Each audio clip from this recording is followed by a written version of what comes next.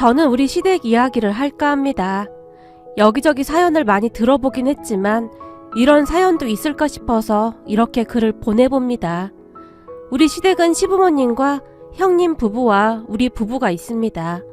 시부모님은 대한민국의 여느 시부모님과 다를 바가 없는 그냥 평범한 분들이세요. 그런데 형님 부부가 조금 특이하다면 특이한데 형님과 아주버님 두 분 다 경찰입니다. 그러니까 경찰서에서 같은 업무를 하면서 만나 결혼까지 한 케이스예요. 그런 두 분은 성격이 어찌나 비슷한지 옆에서 보고 있으면 놀라울 정도인데요. 이걸 예민하다고 해야 할까요? 아니면 직업정신이 투철하다고 해야 할까요? 특히나 우리 형님은 불의를 보면 참지 못하는 그런 성격입니다. 그에 비해 우리 부부는 무난한 성격이고 회사도 그냥 평범한 회사를 다니고 있어요. 그러다 보니 시어머님이 형님보다는 저를 더 편하게 생각했고 무슨 일이 있을 때마다 수시로 저를 부르곤 했어요. 그런 시어머님은 결혼 전 시댁에 인사를 갔을 때 상다리가 부러지도록 음식을 차려놓고 저를 기다리고 있었는데요. 정말 반가워요. 많이 먹어요. 라며 연신 싱글벙글이셨어요. 그런 시어머님을 보며 저도 기분이 좋았는데 그렇잖아요. 첫 인사를 드리러 갔는데 그렇게 환영해 주시니 제 입장에서는 감사할 뿐이었어요. 그런데 얼마 지나지 않아 그 이유를 알게 되었는데요.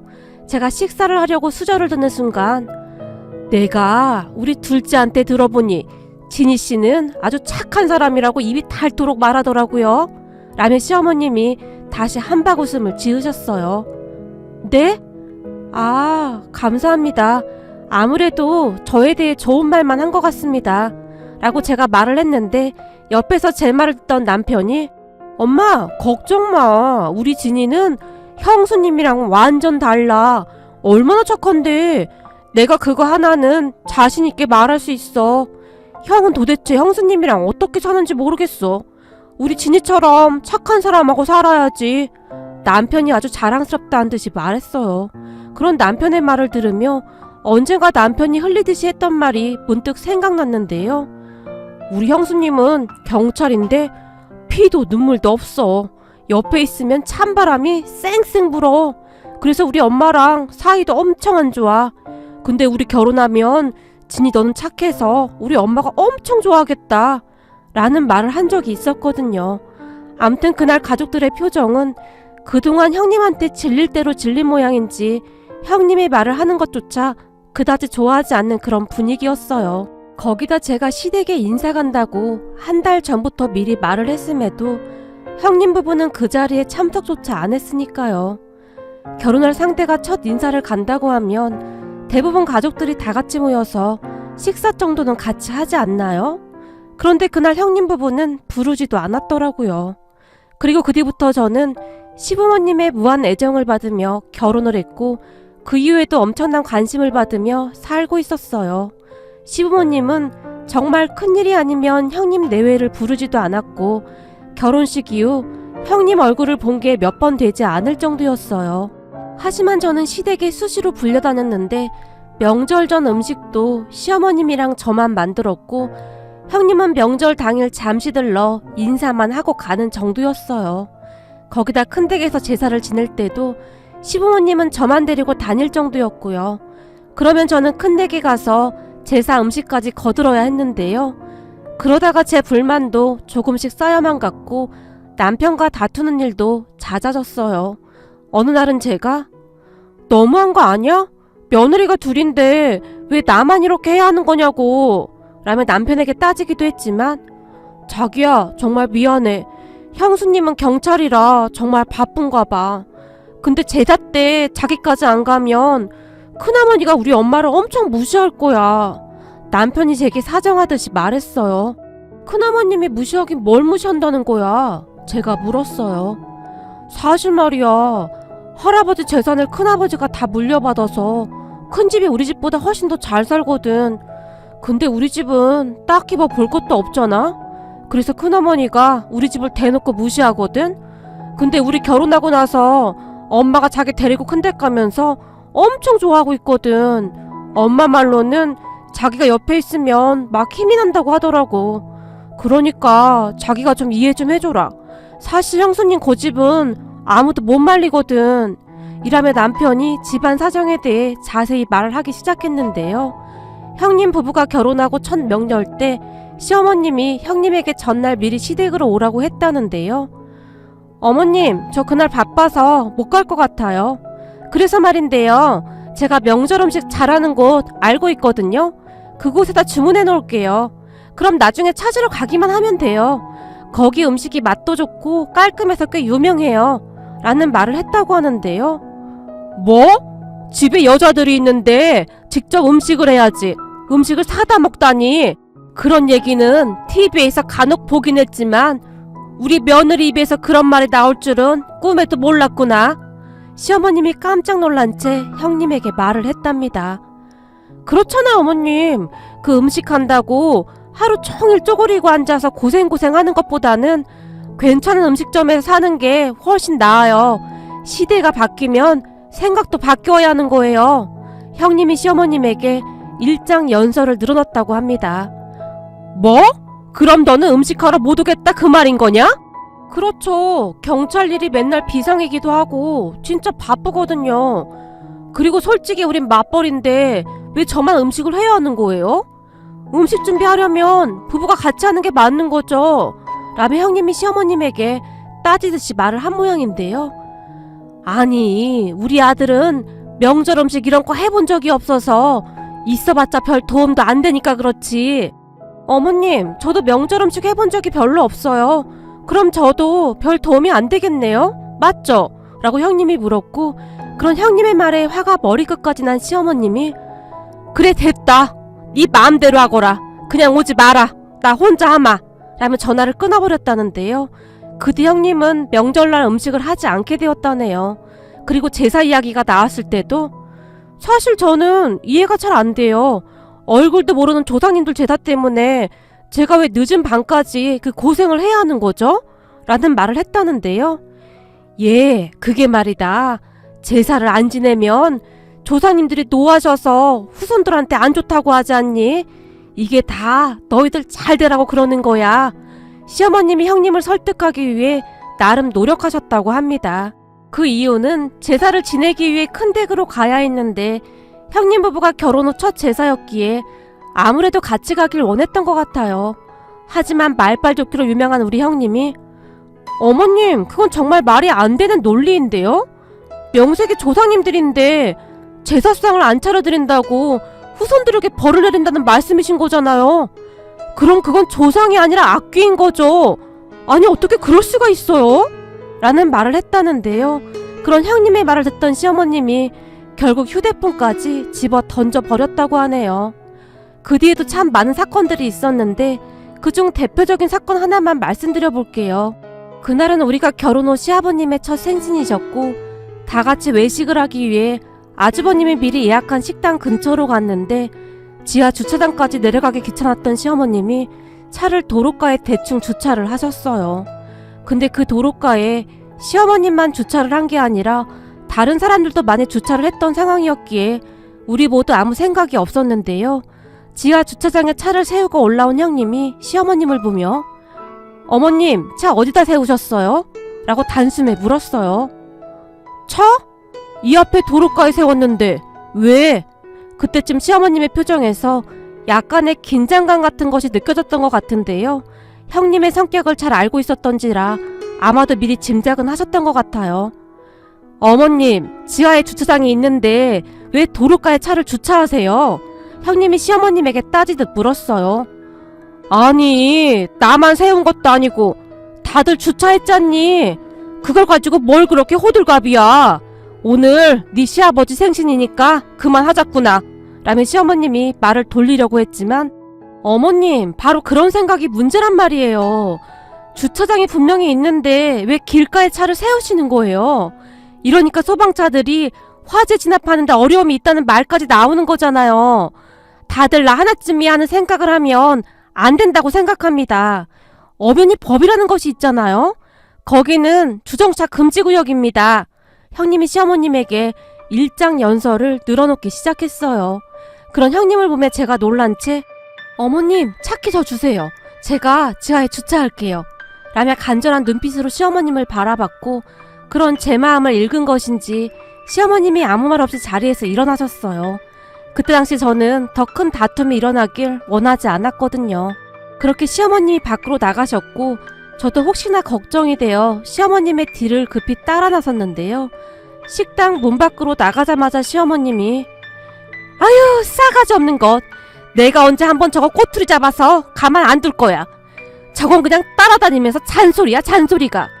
어디서 들어와도 저런 싹퉁바가지가 들어왔나 몰라. 내가 유명한 점쟁이한테 사주 봤을 때는 우리 며느리들이 집안을 일으킬 거래나 뭐래나 그랬는데 그거 다 뻥이야 뻥. 에이 사기꾼 점쟁이 같으니라고. 차로 걸어가는 내내 시어머님이 계속해서 중얼거리셨는데 그래도 화가 풀리지 않으셨던지 잠시 후 차 앞에 도착한 시어머님이 갑자기 이런 개똥 같은 것 너 잘났다 잘났어. 경찰대까지 나왔으니 얼마나 잘났어 그래? 라며 자동차 바퀴를 발로 마구마구 차버렸어요. 옆에서 그 모습을 지켜보는데 그런 시어머님이 어찌나 귀여우시던지 저도 모르게 크 하고 웃음이 터져나왔는데요. 넌 지금 이 상황에 웃음이 나와? 너도 내가 우스운 거냐? 순간 시어머님이 저를 노려봤어요. 아니요 그런 게 아니라 지금 이 상황이 전 너무 웃겨서요. 형님 말투도 너무 웃기고 그렇잖아요. 저는 형님이 무슨 공무 수행 중인 줄 알았어요. 완전 정색까지 하고 말하는 게 너무 재밌잖아요. 그리고 어찌되었든 어머님도 형님 말을 따라주시잖아요. 거기다 타이어를 막 발로 차는 모습이 너무 재밌어요. 제가 시어머님의 눈치를 보며 말했어요. 그런 저를 시어머님이 빤히 바라보시다가는 아무리 생각해봐도 내가 사기를 당한 게 분명해. 사주 봐주는 그 점쟁이 여편이한테 내가 돈도 많이 줬었는데 우리 며느리들이 엄청난 애들이라고 하더니만 아무리 봐도 둘 다 참 요상하단 말이야. 어머님, 제가 보니 형님 성격이 원래 그렇잖아요. 근데 사람 성격이 잘 안 바뀌니까 그냥 형님한테 맞추는 게 나을 것 같아요. 사실 형님 말 들어보면 다 맞는 말이잖아요. 제가 시어머님의 눈치를 보며 조용히 말했고 그런 제 말에 시어머님이 그래 어차피 안 바뀔 거 그냥 그게 속 편하겠구나. 지금 가만히 생각해보니 큰애 결혼할 때 안 사더니 내 손을 꼭 붙들고는 고맙다는 말을 몇 번이나 했었는데 같이 살아보니 그 이유를 내가 확실히 알겠더구나. 그냥 마음이라도 편하게 살아야지 별 수 있겠냐 라고 시어머님이 주차를 하는 내내 한숨만 내쉬었어요. 우리 형님은 항상 그랬어요. 그런 성격이었기에 가족 모두 형님의 말에 그냥 따를 뿐 별다른 말도 하지 않았어요. 그렇다고 해서 형님이 제게 막 함부로 하거나 그런 것도 아니었고 예의는 바른 사람이었기에 저도 별로 신경 쓰지도 않았고요. 그러던 어느 날 집안이 발칵 뒤집어지는 일이 일어났는데요. 그에도 제사를 지내기 위해 시어머님과 제가 이것저것 준비를 한 채 큰 댁으로 가기 위해 집을 나서려고 했는데 단 한 번도 제사를 챙긴 적이 없던 형님이 문 앞에 서 있었어요. 그런 형님을 보며 시어머님이 깜짝 놀란 채 네가 여긴 웬일이냐? 우리 지금 제사 지내러 가야 하는데 다음에 오거라 라고 형님에게 말을 했는데요. 그래서 왔어요. 오늘 제사 지내러 가는데 저도 같이 가려고요. 오늘은 별다른 일도 없어서요 라는 말을 하는 게 아니겠습니까? 뭐? 네가 제사를 지내러 가겠다고? 시어머님이 놀란 채 물었고 네, 물론 저는 제사 그런 게 참 마음에 안 들긴 한데 그동안 동서만 계속 고생하는 것 같기도 하고 오늘은 저도 시간이 나서요. 저도 같이 갈게요 라며 형님이 제가 들고 있던 짐을 들고 앞장섰는데 그 모습을 보면 시어머님의 얼굴이 갑자기 변하기 시작했어요. 저기 말이다 큰애야, 너는 그냥 안 가도 될 것 같은데 네가 나란 일 하느라 좀 바쁘니 오늘 같은 날은 그냥 집에 가서 푹 쉬어. 작은애랑 나랑만 가마. 그렇지 작은애야 라며 시어머님이 윙크까지 하며 간절한 표정으로 저를 바라봤어요. 네? 아 맞아 형님. 형님 힘드실 텐데 안 오셔도 돼요. 이제 저도 제법 익숙해져서 할만하고요. 그러니까 우리끼리 다녀올게요 라고 제가 말을 했는데 시어머님의 표정이 아주 흡족해 보였어요. 하지만 형님은 아니야 시간 있을 때 가봐야지 괜찮아 라며 웬일인지 자꾸만 따라 나서겠다고 했고 형님의 고집을 잘 아는지라 결국 시어머님은 울며 겨자먹기로 형님을 데리고 큰 댁으로 갔습니다. 가는 내내 시어머님의 얼굴에 걱정이 가득해 보였는데요. 저는 그런 시어머님의 마음이 조금은 이해가 되었어요. 좀 전에도 말씀드렸듯이 큰댁 큰어머님이 조금 막무가내였거든요. 말도 거칠게 하시고 항상 보면 우리 시어머님에게 함부로 하는 것이 한눈에 봐도 티가 났어요. 그 모습이 한 번은 저도 욱해서 한마디 하려고 했지만 다들 저를 말리더라고요. 옆에 있던 남편이 그냥 조용히 해. 잠깐만 참고 있으면 돼. 라는 말까지 했거든요. 그 말에 짜증이 났지만 그냥 참고 말았어요. 남편 말대로 괜히 저 때문에 분란이 일어나면 시어머니 입장이 난처해질까 걱정이 되었거든요. 그런데 그날 결국 사단이 나고 말았는데요. 그 사건은 아주 단순한 것부터 시작이 되었어요. 제사를 위해 친척들이 다 모였는데 여기서 잠시 설명을 드리자면 우리 시어머님이 둘째 며느리세요. 그 밑으로 작은어머님이 계시고 고모님이 한 분 계십니다. 그러니까 시아버님의 형제분들은 총 4남매세요. 근데 그 4남매 중 우리 시아버님이 재산만 놓고 봐서는 형편이 가장 안 좋다고 해야 할까요? 그러한 부분으로 큰어머님이 항상 우리 시어머님에게 함부로 했던 것 같아요. 그날도 역시 큰어머님의 말도 안 되는 행동이 시작되었는데 이거 내가 선물 받은 건데 몸에 아주 좋은 거래. 자, 하나씩 받아. 라며 홍삼을 한 상자씩 나눠주셨어요. 그런데 정말 어이없게도 우리 시어머님만 쏙 빼고 나눠주신 거죠. 그리고 그 순간 시어머님의 표정이 좋지 않았는데요. 생각해보세요. 그날따라 큰며느리까지 따라왔는데 며느리들 앞에서 그런 꼴을 당했으니 시어머님의 기분이 더욱 나빴을 것 같긴 했어요. 아니 형님, 저는 왜 안 주시는 거예요? 시어머님이 큰어머님에게 따지듯이 물었어요. 물론 그동안 큰어머님에게 쌓인 것도 많았겠죠. 뭘? 아, 홍삼 개수가 부족하니까 안 줬지. 그리고 선물은 주는 사람 맘 아니야? 큰어머님이 아무렇지도 않게 말했어요. 아니 그건 좀 그렇지 않나요? 그럼 우리 없을 때 주던지요. 떡하니 사람 앞에 세워두고 뭐 하시는 겁니까? 순간 시어머님의 얼굴이 새빨갛게 변했는데 정말 화가 많이 나신 듯 했어요. 아니 이 사람아, 내가 주고 싶은 사람 주겠다는데 자네가 무슨 상관이냐고. 그리고 자네야 워낙 튼튼하니까 그런 거 안 먹어도 되잖아. 자네 거울 좀 한번 봐봐. 이건 뭐 무슨 곰도 아니고 몸이 그게 뭐야. 사람은 나이 들수록 관리를 해야 하는 거야. 하긴 돈이 없으니까 관리하기도 어렵긴 하겠네. 그러니까 그냥 좋게 생각해. 홍삼 먹어봤자 살만 드룩드룩 더 찌지 않겠어? 라고 말하던 큰어머님의 얼굴에는 비웃음이 가득했어요. 뭐예요? 형님 지금 말 다 했어요? 형님 진짜 너무하네요. 제가 그동안 꼭 참고만 있었더니 제가 아주 우스웠죠? 그까짓 돈 좀 있다고 유세란 유세는 다 부리고 사실 그동안 무슨 일 있을 때마다 제가 일도 제일 많이 했잖아요. 그동안 무슨 종 부리듯이 부려먹고는 이게 지금 할 소리예요? 형님 그러는 거 아니에요. 까놓고 얘기해서 형님 내가 이렇게 사는 거 시부모님 유산 가지고 잘 먹고 잘 사는 거 아닙니까? 사람이라면 최소한 미안한 마음이 있어야죠.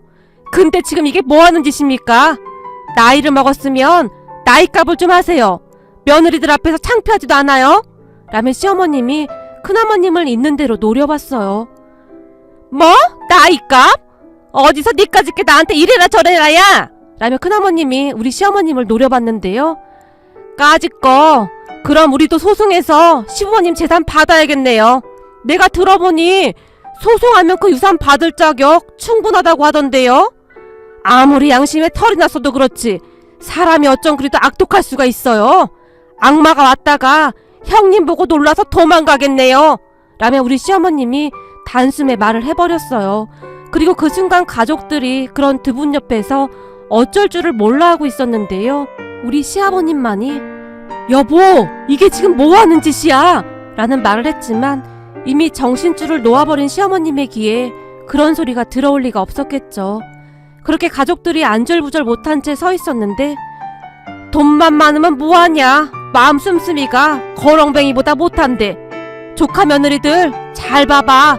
당신 시어머니가 이런 사람이야. 그러니까 자네들도 조심해. 라는 말을 해버렸어요. 그리고 그 순간 큰어머님도 이성을 잃어버렸고 순식간에 우리 시어머님에게 달려들었는데 그 모습을 보며 깜짝 놀란 형님이 저기 우리 어머님 허리가 안 좋으셔서 막 밀치거나 그러시면 안 됩니다. 라며 큰어머님의 앞을 가로 막아버렸는데요. 뭐가 어쩌고 어째? 더욱 화가 난 큰어머님이 형님을 두 손으로 있는 힘껏 밀어버렸어요. 그 바람에 아! 라는 소리와 함께 형님이 저만큼 나가 떨어졌어요. 그런 형님을 보며 우리 시어머님의 눈이 더 뒤집어지셨는데요. 야! 어디서 감히 우리 며느리한테 손을 대! 시어머님이 큰어머님에게 달려들었어요.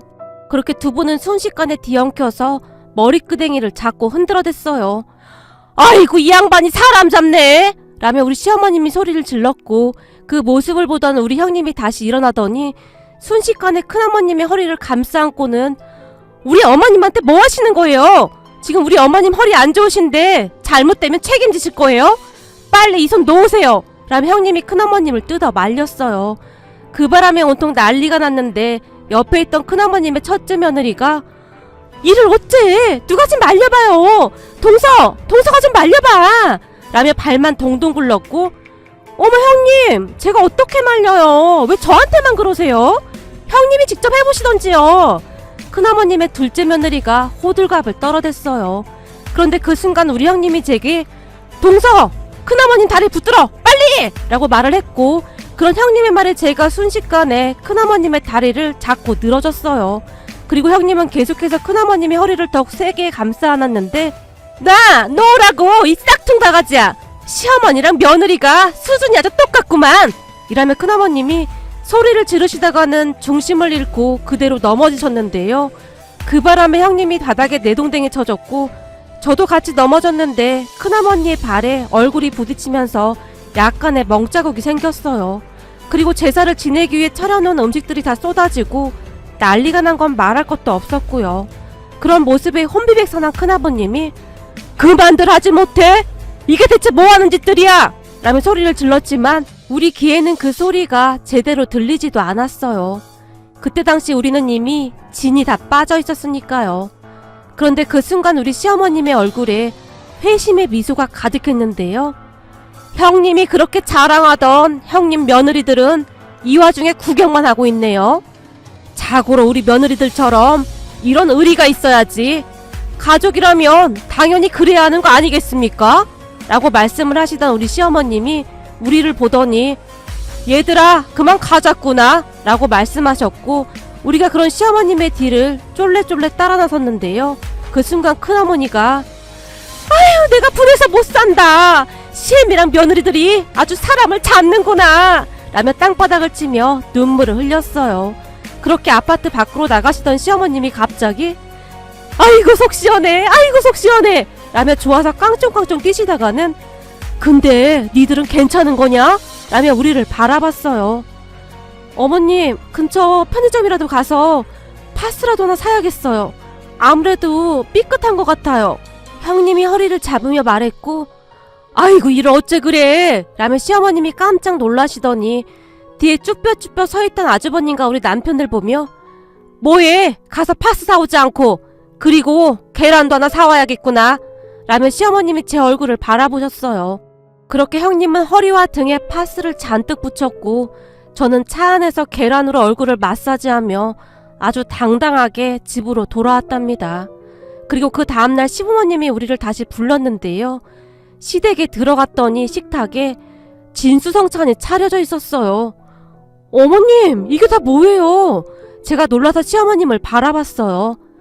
뭐긴 뭐겠니? 니들 어제 고생해서 몸보신 좀 해야 하지 않겠냐? 그래서 내가 준비했다.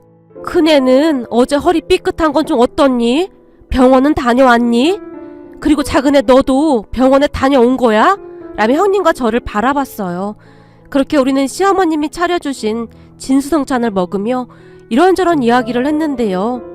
아무리 생각해봐도 그 점쟁이 말이 맞았어. 나한테 며느리 복이 있다고 했었는데 그 말이 딱 맞았어. 니들도 봤지? 그 집 며느리들은 멀뚱멀뚱 서서 구경만 하고 있었잖니? 아무리 봐도 우리 며느리들이 최고다 최고야 라며 형님과 제 앞접시 위에 닭다리를 하나씩 놓아주시고는 그날 보니까 아들도 다 필요 없어. 우리 며느리들 많이 먹거라 라며 아주 사랑스러운 눈빛으로 우리를 바라보셨어요. 그런 시어머님을 보며 우와 아무리 그래도 너무하네. 형수님이랑 우리 집사람한테만 맛있는 거 다 주고 우린 먹지 말라는 거야?